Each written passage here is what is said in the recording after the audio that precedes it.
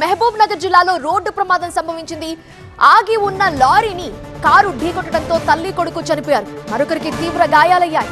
యాదగిరిగుట్ట దైవ దర్శనానికి వెళుతూ ఉండగా ఈ ఘటన జరిగినట్లుగా తెలుస్తోంది. ఆగి ఉన్న లారీని అడ్డాకుల దగ్గర కారు ఢీకొట్టింది. ఈ ప్రమాదంలో తల్లి కొడుకు స్పాట్ లో చనిపోయారు. మరొకరు అందులో ప్రయాణిస్తున్నట్లు తెలుస్తోంది. సో అతనికి తీవ్ర గాయాలయ్యాయి. వెంటనే హాస్పిటల్ తరలించారు. మృతులు వనపర్తి మండలం కంచిరాపల్లికి చెందిన వారిగా గుర్తించారు. యాదగిరిగుట్ట దైవ దర్శనానికి వెళ్తుండగా ఈ ఘటన జరిగింది.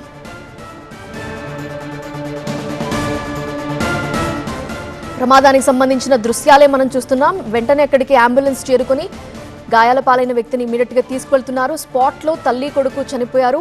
ఆగి ఉన్న లారీని కారు ఢీకొట్టడంతో ఈ ప్రమాదం సంభవించింది. తల్లి కొడుకు స్పాట్ లో చనిపోయారు.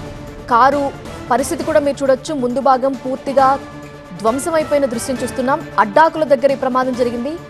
యాదగిరిగుట్ట దైవ దర్శనానికి వెళ్తుండగా ఈ ప్రమాదం జరిగింది.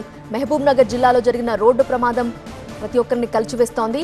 దేవుడి దర్శనానికి వెళుతూ ఉండగా జరిగిన ప్రమాదంలో తల్లి కొడుకు మృతి చెందారు.